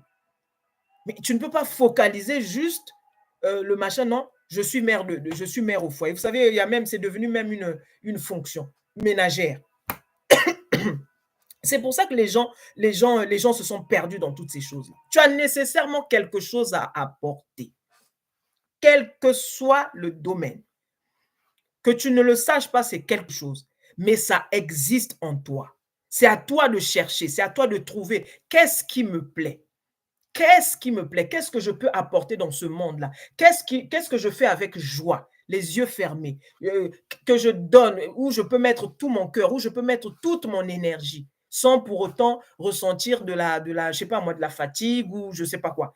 Qu'est-ce que je peux faire? Et vous allez voir que ces choses que tu fais naturellement, ça peut être le côté conseiller. Toi, dans la famille, tout le monde te connaît, tu es bon conseiller. Toi, dans la famille, tu es celui qui encourage les autres. En fait, il suffit de t'observer. Tu n'as pas besoin d'aller voir une voyante pour ça. Observe-toi, ce que tu fais le mieux, le plus simplement, le plus facilement. Observe-toi simplement. Observe-toi simplement. Ça peut être effectivement cette patience que tu as, par exemple, vis-à-vis de tes enfants. Ben, euh, cette patience que tu as vis-à-vis de tes enfants, ça peut être, par exemple, ben, tu as ce côté,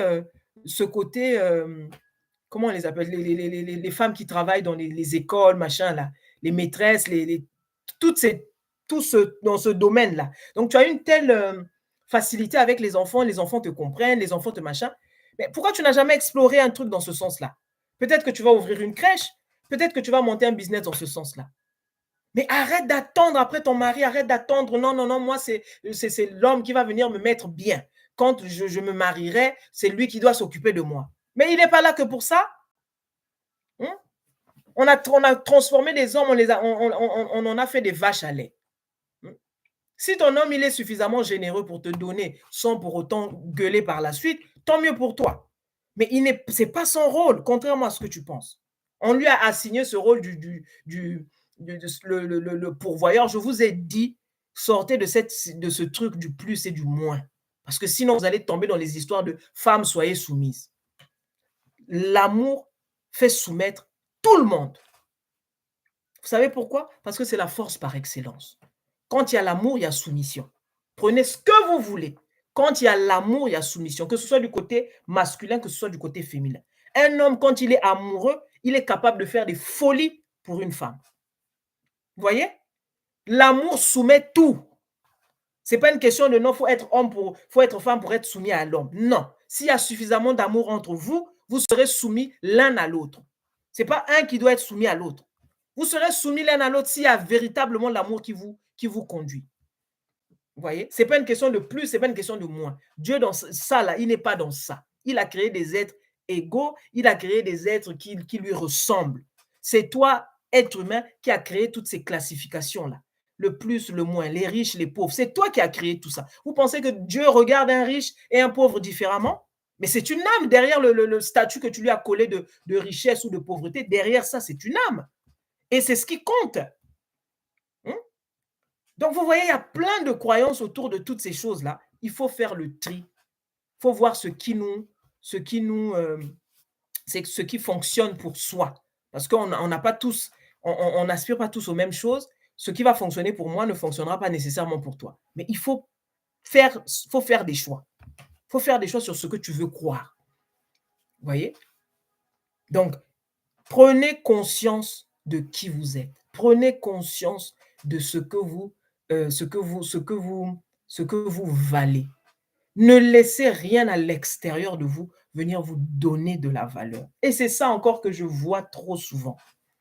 La valeur que l'autre te donne, il te la donnera toujours selon son prisme à lui. Il te donnera toujours la valeur selon lui, selon ses perceptions à lui.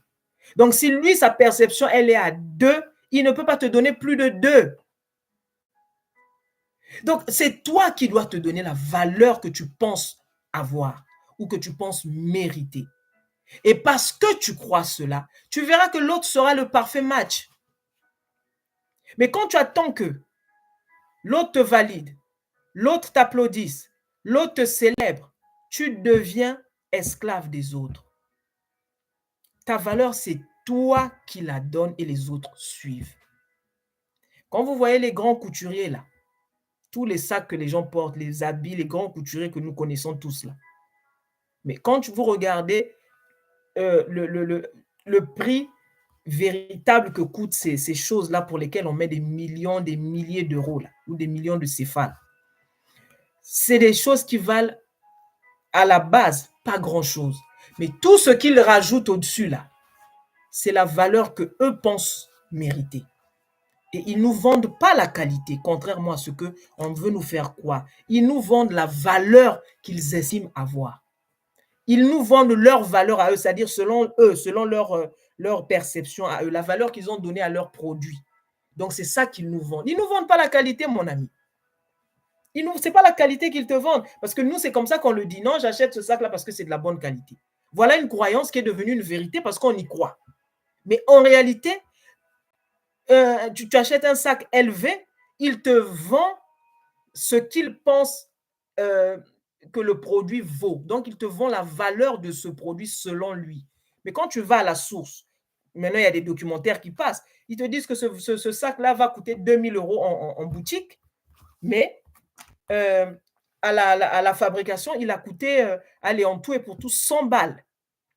Tout le reste, là, tout ce qui est là au plus, là, il a bénéfice multiplié par je ne sais pas combien, c'est la valeur qu'il te vend. Vous voyez?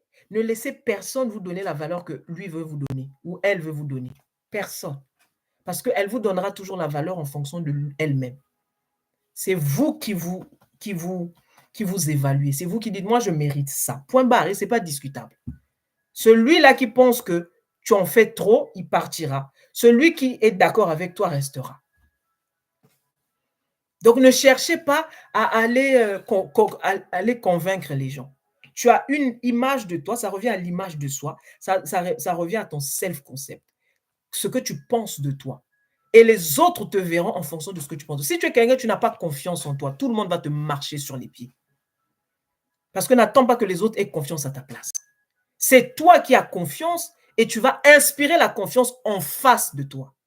Mais si toi-même déjà tu es quelqu'un là, tu es boiteux, tu es machin, tu veux que les gens te fassent confiance comment? Commence par toi. Donc la toxicité là, elle part de nous-mêmes.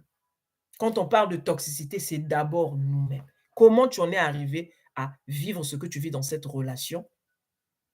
Comment tu en es arrivé là en fait? Mais il faut que tu prennes faut que tu prennes faut que tu comprennes que ce qu'il y a là, c'est que la fameuse toxicité, c'est toi. Elle émane de toi. C'est toi, en toi-même d'abord, comment tu te vois, la valeur que tu te donnes, l'estime que tu as pour toi, que tu as pour toi, que tu as pour toi-même.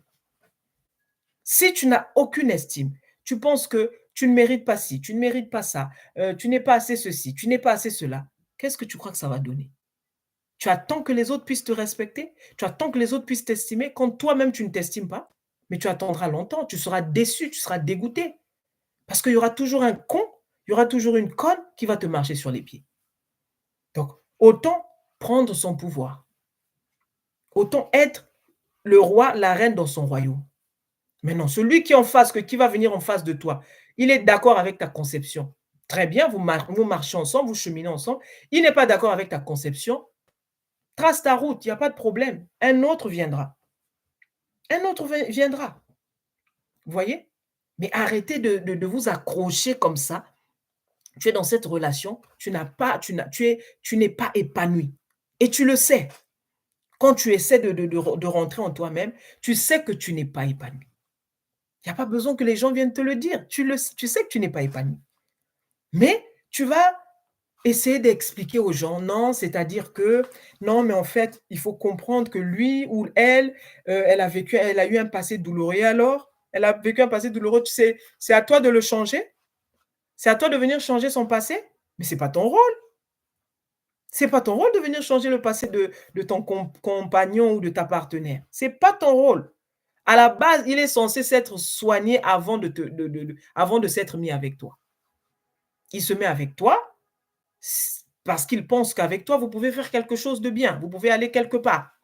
Mais tu ne peux pas commencer à jouer les docteurs. Tu vas souffrir. L'âme, l'âme dans son cheminement, elle est seule. Elle est seule, elle est reine. Chacun a son couloir, chaque âme a son couloir. Il n'y a pas une âme qui va aller rentrer dans le couloir de l'autre. Chacun suit son cheminement, chacun suit son chemin. Donc, quand tu penses à ça, c'est là où tu te rends compte que tu n'es pas là pour sauver qui que ce soit. Vous voyez? Tu n'es pas là pour sauver qui que ce soit. Il n'y a que des personnes qui vibrent pareil.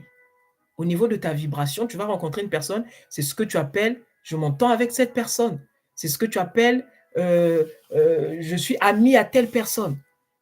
C'est parce que justement, tu as rencontré cette personne avec qui vous semblez vous comprendre. Vous avez la même perception. Vous voyez les choses pareilles.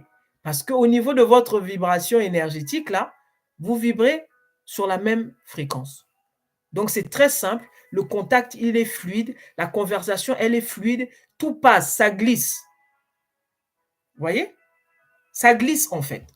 Et de même que les conflits commencent comment? Quand vous ne vibrez plus sur la même fréquence. Ah, donc là, je vibre différemment de l'autre. Qu'est-ce qui se passe? Qu'est-ce que j'ai laissé entrer en moi? Qu'est-ce que j'ai mal perçu ici? Pourquoi on en arrive là? Vous voyez? C'est toujours comme ça en fait. C'est toujours comme ça. Donc, arrêtez de vouloir sauver tout le monde. Non, non, non, je suis là. Et toi, non, Dieu m'a mis là parce que je dois sauver cette personne. Toi, tu crois que tu peux sauver quelqu'un? Tu te sauves toi-même, tu ne peux pas sauver l'autre. Tu n'as même pas le droit, le libre arbitre sur sa vie à lui. Tu n'as pas le libre arbitre en fait.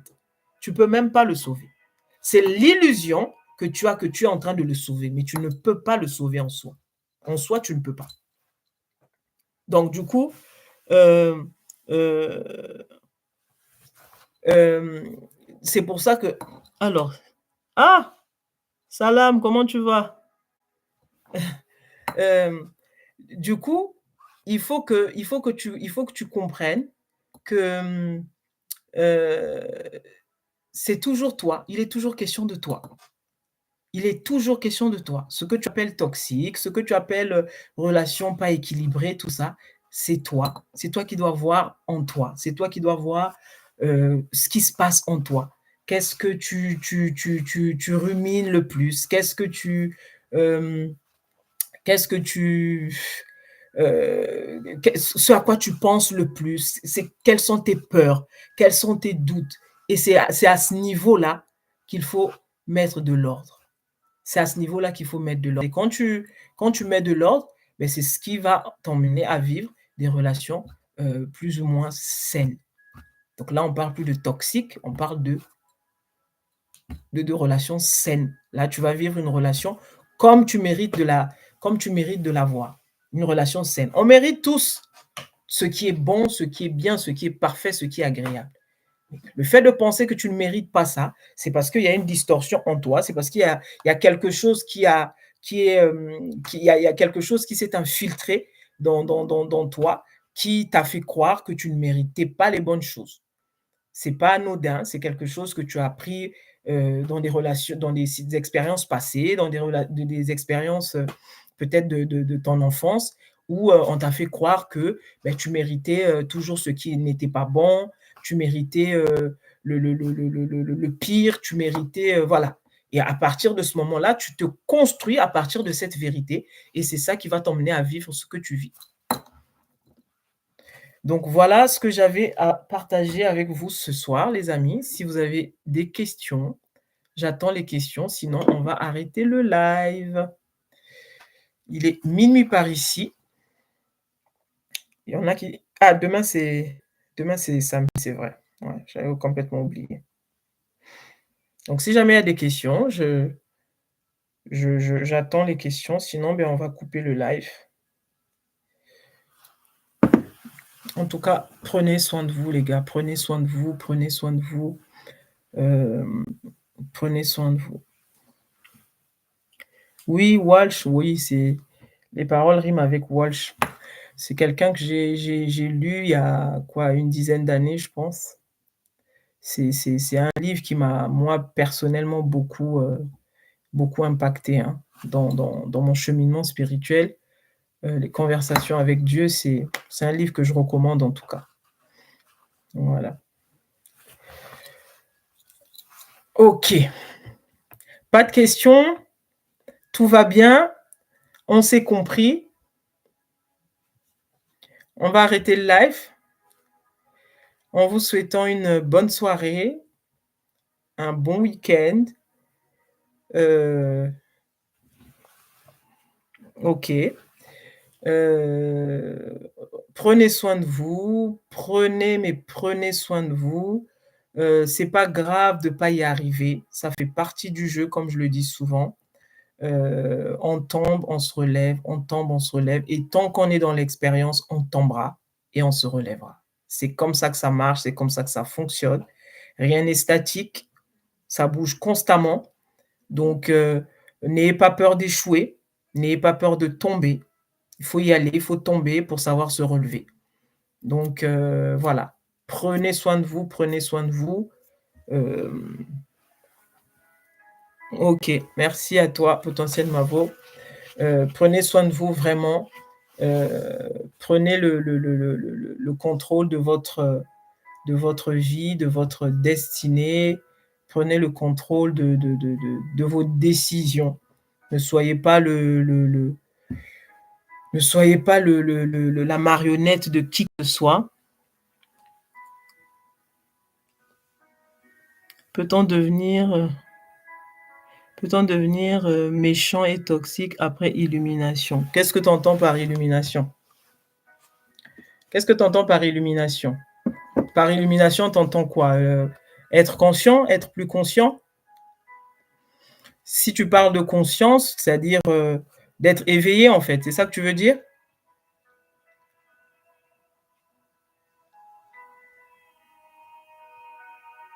On peut tout à fait être, méchant et toxique, même, même étant éveillé, hein. L'un n'empêche pas l'autre, hein. L'un n'empêche pas l'autre. Tout dépend du niveau de conscience de la personne. C'est toujours la même histoire, tout dépend du niveau de conscience de la personne. Ça veut c'est et très souvent, il y a cet amalgame-là qui est fait. On pense que parce qu'on est spirituel, qu'on n'a pas de faute, qu'on ne qu'on enfin, qu'on fait tout bon, qu'on est juste, qu'on n'a pas de peur, qu'on n'a pas de doute. Non, non, non, non. Tant que tu es dans l'expérience, tu auras les doutes, tu auras tout ça. C'est pour ça que je vous dis, on tombe, on se relève. Tu auras tout ça. Mais le problème, l'idée, c'est d'être de plus en plus conscient, de faire, d'être conscient de qui on est. Et donc, parce que tu sais qui tu es, il y a des choix que tu feras plus simplement. Tu cesses d'être la marionnette de ton mental. Parce que la méchanceté dont tu parles ici, euh, oui, la méchanceté dont tu parles ici, ou être toxique ici, ça vient du mental, ça vient de ce que le mental a, a enregistré en fait dans le système en fonction des expériences vécues, une fois de plus. Donc, si effectivement on n'a pas eu une véritable observation par rapport à soi, une observation par rapport au passé, ok, j'ai vécu ce que j'ai vécu. Est-ce que c'est papa qui a manqué? Est-ce que c'est maman qui a manqué?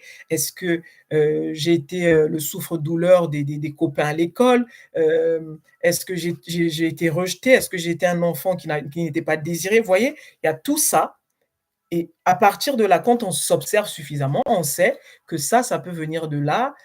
Ok, donc je suis en train de répéter des schémas ici que je dois revoir. Et tu les revois comment? Simplement en tapant encore dans ton conscient, c'est-à-dire dans qui tu es véritablement. Tu vas aller constamment dans cette profondeur de ton être. Et quand tu vas dans cette profondeur de ton être, cette profondeur de ton être ne te connaît que l'amour. Une fois que tu es familiarisé à cet être-là va te montrer simplement les manifestations de l'amour. Donc la bienveillance, la justice, enfin tout ce qui est, toutes les tout ce qui est bon, tout ce qui est bien, tout ce qui est parfait.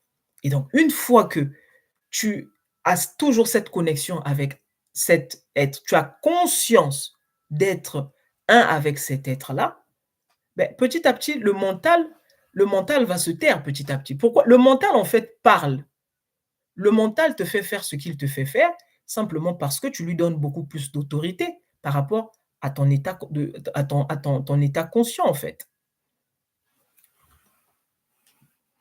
Donc, plus tu es connecté à ta part la plus profonde, donc le côté Dieu, le côté céleste, le côté divin, si tu veux, et tu es conscient de cet être-là en toi. Tu es conscient que toi et lui, vous êtes un, il n'y a pas de séparation. Donc, tu comprends enfin que la peur, que la méchanceté, que c'est une distorsion de qui tu es véritablement. Il y a eu un mensonge ici qui s'est infiltré en toi, qui t'a fait croire que tu pouvais être méchant. Donc, il faut aller voir, mais pourquoi je suis méchant? Pourquoi je suis comme ça? Donc, oui, pour répondre à ta question, oui, tu peux être très bien éveillé et puis être quelqu'un de méchant. Ceci n'empêche pas cela, hein. Tu peux très bien l'être. Parce que derrière, en fait, il y a la connaissance de qui tu es n'est pas réellement installée en toi. Oui, bien sûr, bien entendu. Oui, comme dit Nelson Mandela, on n'échoue jamais, soit on apprend, soit on réussit. C'est ça, exactement. C'est exactement. On est constamment en train d'apprendre. Donc il y a pas, on ne se plaint pas euh, après l'éveil, on ne peut pas faire le mal tuer, voler, violer. Mais c'est ça c'est ça le paradoxe en fait. Quelqu'un qui se dit être éveillé, quelqu'un qui se dit être véritablement euh, un avec tout ce qui est, un avec Dieu. Comment, et je l'ai dit tout à l'heure dans le live, comment tu peux penser être amour et trahir l'autre? Comment tu peux penser être amour et faire du mal à l'autre? Donc ici, il y a une inconscience qui est ici. Tu peux pas penser être, tu peux pas penser être éveillé et tuer les gens et comme tu as dit, la voler, toutes ces choses. Ça va pas ensemble. Donc il y a nécessairement en toi, il y a une conscience d'autre chose que ce que tu es en vérité, qui est là en train d'opérer en fait. Il y a un mensonge, il y a nécessairement un mensonge ici qui s'est infiltré. Parce que ça ne va pas ensemble, c'est pas possible. Tu ne peux pas être éveillé, comme tu dis, tu ne peux pas être lumière, tu ne peux pas être amour et être en train de tuer, être en train de voler, non, ça ne va pas ensemble. Donc là, ici, on ne parlera même pas d'éveil, parce que là, il n'y a pas d'éveil en fait. Il va avoir l'illusion, cette personne peut avoir l'illusion qu'il est réveillé, qu'il est éveillé, mais en fait, non. Il dort le sommeil le plus profond qui soit. Parce que quelqu'un qui est éveillé ne peut pas faire ça. Donc ici, on ne parle même pas d'éveil, en fait. Voilà. Voilà, voilou. Donc, on a encore des questions ou pas?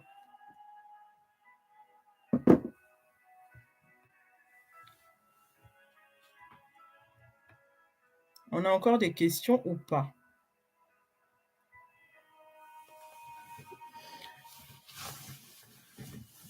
Donc, c'est ça. Effectivement, hein, en spiritualité, il y a tellement de fausseté aussi.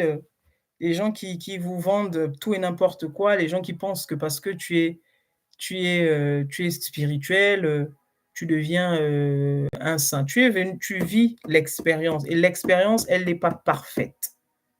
C'est ta nature qui est parfaite. Mais l'expérience dans l'expérience, tu vivras l'imperfection pour te souvenir que tu es perfection. Donc tu tombes pour te relever. Tu connais l'obscurité pour reconnaître la lumière en toi et ainsi de suite. Donc penser que tu vas venir vivre ce monde parfait et tout ça, c'est pas ici, hein, c'est pas ici dans l'expérience que tu vis la perfection. La perfection, c'est ton état initial. C'est ton état, c'est ta nature profonde. C'est ta nature profonde qui est parfaite. Ça, il n'y a pas de doute, ça, il n'y a pas de questionnement là-dessus, ça, il n'y a pas de débat. Mais c'est dans l'expérience que tu vas vivre, tu vas connaître ce que tu n'es pas pour te rappeler qui tu es. Et ainsi de suite. Voilà. Bon, je vais couper le live. Je vous dis bonne soirée, bon week-end. On se retrouve la semaine prochaine et puis on est ensemble. On est ensemble et merci d'avoir été là. Merci à vous tous en tout cas. Vraiment, on est ensemble. Ciao, ciao.